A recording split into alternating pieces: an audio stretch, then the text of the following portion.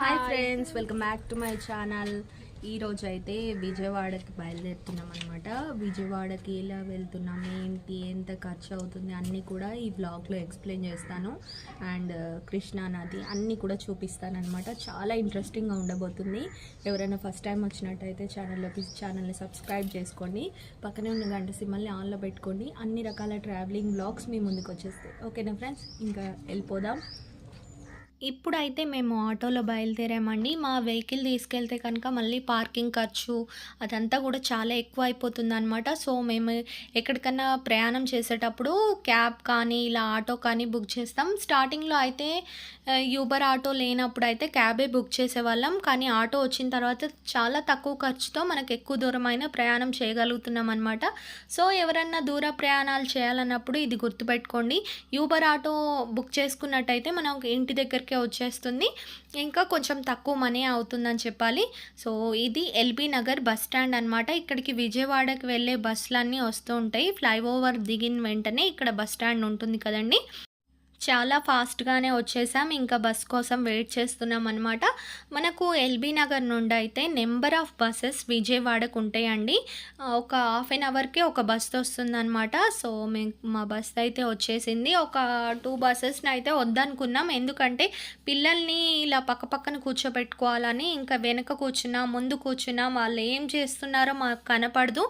So అందుకని ఇలా పక్కన కూర్చున్నట్టయితే లైన్గా ఉంటుంది. వాళ్ళకి ఏదన్నా ఫుడ్ ఇవ్వాలన్నా వాళ్ళని చూస్తూ గమనిస్తూ ఉండాలన్నా అదైతే బాగుంటుందని ఇలా సీట్స్ తీసుకున్నాం అనమాట. వచ్చేటప్పుడు కూడా సేమ్ ఇలానే బుక్ చేసుకున్నాము. సో మా ప్రయాణం అయితే స్టార్ట్ అయిపోయింది. అమ్మవారిని తలుచుకొని అలా ప్రయాణిస్తున్నాం అనమాట. చాలా బాగా అనిపించింది.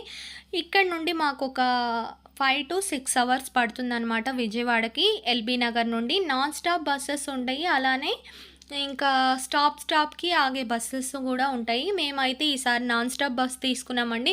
ఇంకా బస్ లేదు, ఖాళీ లేదు అంటే ఇంకా ఆగి స్టాప్కి ఆగే బస్సెస్ తీసుకుంటాం. అదైతే ఇంకా ఒక 2 అవర్స్ ఎక్కువ అవుతుందనే చెప్పాలి. నాన్ స్టాప్ బస్ అయితే మనకు సూర్యాపేట ఇంకా కొన్ని ప్లేసెస్లో ఒక కోదాడ ఇలా 2-3 ప్లేసెస్లోనే ఆగి ఇంకా డైరెక్ట్ విజయవాడ వెళ్ళిపోతుంది అనమాట. కానీ ఆ రోజైతే పర్వాలేదండి, చాలా ఫాస్ట్గా వెళ్ళిందని చెప్పాలి. నెక్స్ట్ ఇది చూసారంటే మనకు రామోజీ ఫిలిం సిటీ అండి. మనకు విజయవాడకి వెళ్ళే దారిలోనే మనకు ఉంటుందన్నమాట, హైదరాబాద్లోనే. ఇంకా మనం స్టార్టింగ్లోనే ఉన్నామన్నమాట. ఈసారి ఎప్పుడన్నా ఇక్కడికి కూడా వచ్చి ఎక్స్ప్లోర్ చేసేద్దాం. సో మన ఛానల్లో అయితే ఇలాంటి మంచి ఇంట్రెస్టింగ్ వీడియోస్ అయితే వస్తూనే ఉంటాయి రెగ్యులర్గా. అందుకే ఇలాంటి మంచి వీడియోస్ మిస్ కాకుండా ఉండాలంటే ఛానల్ని సబ్స్క్రైబ్ చేసుకొని పక్కనే ఉన్న గంట సింబల్ని ఆన్లో పెట్టుకోండి. సో నేను వీడియో అప్లోడ్ చేసిన వెంటనే మీకు నోటిఫికేషన్ వచ్చేస్తుంది, మిస్ కాకుండా చూసేయచ్చు అనమాట. ఇంకా ఈ దారిలో అయితే చాలా విశేషాలు ఉన్నాయండి. చాలా మంచి బ్యూటిఫుల్ ప్లేసెస్ అనేవి నేను షూట్ చేయడం జరిగిందనమాట. సో కొన్ని చెట్లు, పొలాలు, అలానే చెరువులు అన్నీ కూడా షూట్ చేశాను. ఇక్కడ చూసినట్టయితే మొత్తం దట్టమైన అడవిలాగా అనిపించింది. చాలా బాగుంది, మొత్తం గ్రీనరీ అనమాట. 난 아무 말도 할 수가 없었지. 첫눈에 반한다는 이야기가 널 보는 순간 이해가 됐어. 매번 야야야야야 불러 널 야야야야 내 맘을 고백하려고 타이밍만 보는 나. 그런 나를 넌 보며 왜 그러냐고 묻네 너 때문에. I'm going crazy. I'm going crazy. 무뎌져. ఇప్పుడైతే ఫస్ట్ స్టాప్కి వచ్చేసిందండి. మనకు సూర్యాపేట అనేది వచ్చేస్తుంది. 2.5 అవర్స్ నుండి 3 అవర్స్ లోపు మనకు ఫస్ట్ స్టాప్ అనేది వస్తుంది నాన్ స్టాప్ బస్లో. ఇంకా తర్వాత కోదాడ, ఇంకా ఎక్కువ స్టాప్స్ అయితే ఆపలేదండి. 2-3 స్టాప్సే మటుకు ఆపారు నాన్ స్టాప్ బస్ కాబట్టి. ఒక 10 minutes రెస్ట్ ఇచ్చి ఇంకా ఇక్కడ దిగే వాళ్ళు దిగి మళ్ళీ విజయవాడకి ఎక్కే వాళ్ళు ఎక్కి మళ్ళీ బస్సు ప్రయాణం అయితే స్టార్ట్ అయిపోయిందనమాట. ఇక్కడ నుండి మళ్ళీ మనకు ఒక 1 అవర్‌లో ఏమోనో కోదాడ అనేది వచ్చేస్తుంది. సో, అక్కడ కూడా ఒక 10, 15 మినిట్స్ అలా ఆపుతారనమాట.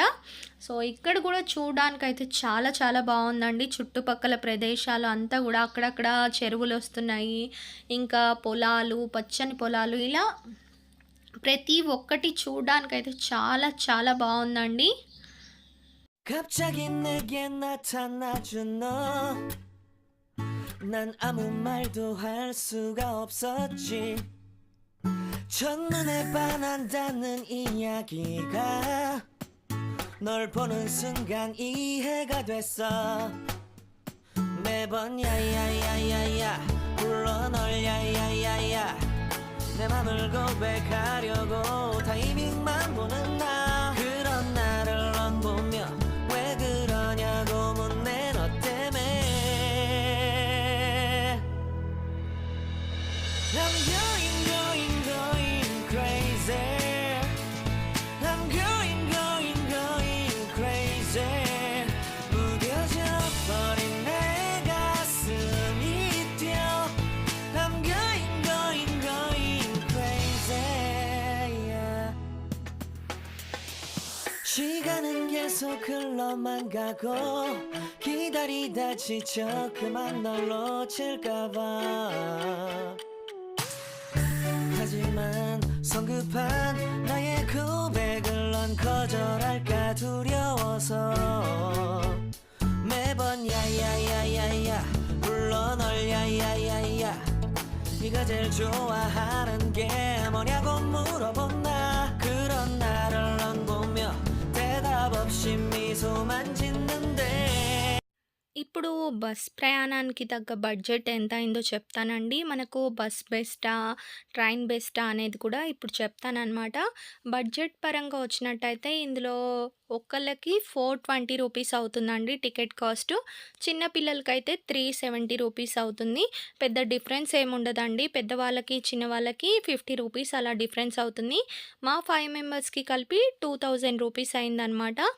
ఇప్పుడు ట్రైన్ విషయానికి వచ్చినట్టయితే మనకు దాదాపు 1000 నుండి 1200 వరకు అవుతుందనమాట. ఈ ఎక్స్‌ప్రెస్ ఖర్చయినా సరే. ఒకటేంటంటే మనకు ట్రైన్ టికెట్ అయినట్టయితే మనం ముందే రిజర్వేషన్ చేసుకోవాలి. అలానే బస్ టికెట్ అయినట్టయితే మనం అక్కడికెళ్ళినా వెంటనే వెళ్ళిపోవచ్చనమాట. ట్రైన్‌కి, బస్‌కి మనకిదే డిఫరెన్స్ అనమాట. నేను చెప్పే సలహా ఏంటంటే మీకు మీ ప్రోగ్రామ్ గురించి ముందే తెలిసినట్టయితే ఎలా అంటే మనము నెక్స్ట్ మంత్ విజయవాడ వెళ్ళబోతున్నాం అన్నట్టయితే మీరు ముందే ట్రైన్ టికెట్స్ కొనిపెట్టుకోండి. సో, మీకు టికెట్స్ అవైలబుల్‌గా ఉంటాయి. బడ్జెట్ కూడా చాలా తక్కువలో వెళ్ళిపోవచ్చు. అలా కాదు మాకు ఎప్పుడు వెళ్ళాలో తెలీదు, లీవ్ దొరకలేదు అనుకున్నట్టయితే మీరింకా బస్ వెళ్ళడం బెటరే. సో, సీట్స్ కూడా అవైలబుల్ ఉంటాయి. మనకొక 5 అవర్స్‌లో మనం రీచ్ అయిపోతాం.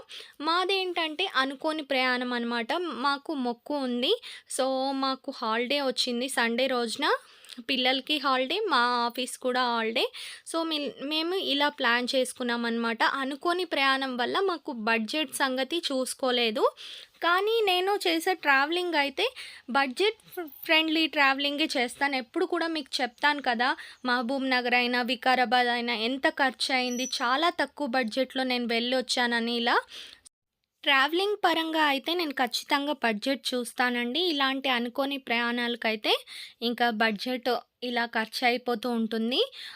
మీకు అందుకే ఒక సలహా ఇస్తున్నాను. ముందుగా మీరు ప్లాన్ చేసుకున్నట్టయితే ఈ పుణ్యక్షేత్రానికెళ్ళాలి, ఇక్కడికెళ్ళాలి అని ప్లాన్ చేసుకున్నట్టయితే ఖచ్చితంగా మీరు బడ్జెట్ అనేది చూసుకోండి. ఎందుకంటే ఆ ఖర్చుతోటి మనం ఇంకా ఏదన్నా అక్కడ హోటల్ కానియండి తీసుకొని ఉండడం, అక్కడ వేరే ప్లేసెస్ చూడడం, బడ్జెట్‌ని ఇలా మెయింటైన్ చేయొచ్చనమాట. సో, ఇదనమాట నా ప్లాను. ఇంకో విషయం ఏంటంటే నేనెప్పుడు చెప్పేదే అనమాట. ట్రావెలింగ్ చేసేటప్పుడు పిల్లల కోసం స్నాక్స్, వాటరు అనేవి ఖచ్చితంగా తీసుకోండి. ట్రావెలింగ్‌లో చాలా ఇంపార్టెంట్. ఇంకా బస్ జర్నీ, ట్రైన్ జర్నీ అయితే ట్రావెలింగ్‌లో వస్తూనే ఉంటాయిలే కొనుక్కోవచ్చులే అనుకోవచ్చు. కానీ పిల్లలకి ఆ ఫుడ్ కూడా పడకపోవచ్చు. సో, మనము ముందే ఒక రోజు ముందు స్నాక్స్ కానీ, ఇలాంటి ఐటెమ్స్ కానీ చిన్న చిన్న ఐటెమ్స్ బ్యాగ్‌లో ప్యాక్ చేసుకొని పెట్టుకుంటే సో, వాళ్ళకి తినిపిస్తూ ఉండొచ్చు. ట్రావెల్‌లో కూడా వాళ్ళు గొడవ చేయరనమాట. నా పర్సనల్ ఎక్స్‌పీరియన్స్‌తో మీకు చెప్తున్నాను. ఇంకా మాటల్లో మనకు విజయవాడ అయితే వచ్చేసిందనమాట. సో, ఈ కొండను చూస్తే నాకు చాలా హ్యాపీగా ఉంటుందండి. విజయవాడకి వెళ్ళినప్పుడు ఈ ఫ్లైఓవర్ ఎక్కినప్పుడు ఆ కొండను చూస్తే ఎంత ప్రశాంతత ఉంటుందంటే సో, మీరు ఇప్పటి వరకు ఎవరైనా విజయవాడ వెళ్ళినట్టయితే ఖచ్చితంగా వెళ్ళండి. అక్కడ ఏదన్నా అనుకుంటే ఖచ్చితంగా జరుగుతుంది. నేను 2011 నుండి కంటిన్యూస్‌గా వెళ్తాను. ఏదన్నా మొక్కుకొని ఎళ్తాను. ఇంకా నాకేదన్నా మంచి జరిగింది, ఆ మొక్కు తీరింది అంటే వెళ్తాను. ఇంకోటి నాకు ఎప్పుడైతే అమ్మవారిని చూడాలనిపించిందో అప్పుడు వెళ్ళిపోతాననమాట. ఇలా నాకెప్పుడు వెళ్ళాలనిపించినా విజయవాడకి వెళ్తూనే ఉంటాననమాట. సో, నాకంత ఇష్టమైన ప్లేస్ అండ్ నేను అనుకున్న కోరికలు అక్కడ తీరుతాయి. నేనిప్పుడు ఏదన్నా అనుకున్నాననుకోండి, ఆ కోరిక అనేది అక్కడ చెప్పేసొస్తాను అమ్మతో. ఖచ్చితంగా నెరవేరుతుంది. మళ్ళీ ఎళ్ళిపోతాననమాట. సో, అందుకే చెప్తున్నాను. ఇన్ని సంవత్సరాల నుండి నేను ఫస్ట్ టైం మా బాబు పుట్టి వెంట్రుకల కోసమని వెళ్ళాను. 2011లో అనమాట. సో, ఇప్పటి వరకు కంటిన్యూ చేస్తూనే ఉన్నాను. ఇంకా నేను ఉన్నంత కాలం కంటిన్యూ అవుతూనే ఉంటుంది. సో, మా ఫ్యామిలీలో గూడా ప్రతి ఒక్కళ్ళకి అమ్మవారంటే చాలా ఇష్టమండి. ఇదిగోండి వచ్చేసింది టెంపుల్. ఈ దారి చూసినట్టయితే మనకు వెహికల్స్ వెళ్ళే దారనమాట. ఈ దారి నుండి అక్కడ ఉండేవాళ్ళు కానియండి, బయట నుండి వచ్చిన వాళ్ళు కార్లు వెళ్ళే దారి అదంతా కూడా. అండ్ ఇక్కడ నుండి అయితే మనకు హోటల్ ఉంటుంది. Government hotel. మేము ఒకసారి ఉన్నాం గూడా. చాలా తక్కువ ప్రైస్‌లో ఇంకా మంచి సౌకర్యాలతో ఉంటుందనమాట. నేను అవన్నీ కూడా కిందకి వెళ్ళాక ఎక్స్‌ప్లెయిన్ చేస్తాను. మనకు ఫైనల్లీ టెంపుల్ ప్లేస్ అయితే వచ్చేసింది చూడండి. సో, మనకిక్కడ కనిపిస్తుంది కదండీ! ఇదే అనమాట టెంపులు. మనకిప్పుడు ఫ్లైఓవర్ పైనున్నాము. మనం బస్ స్టాండ్‌కెళ్ళిన తర్వాత మళ్ళీ ఇక్కడికి రావాలి. అదంతా కూడా క్లియర్‌గా నెక్స్ట్ వీడియోలో ఎక్స్‌ప్లెయిన్ చేస్తాను. ఇంకా వీడియో అయిపోలేదండి. చాలా విశేషాలున్నాయి. సో, ఛానల్‌ని సబ్స్క్రైబ్ చేసుకొని పక్కనే ఉన్న గంట సింబల్‌ని ఆల్‌లో పెట్టుకోండి. మళ్ళీ మీ ముందుకొచ్చేస్తా. Thank you so much for watching.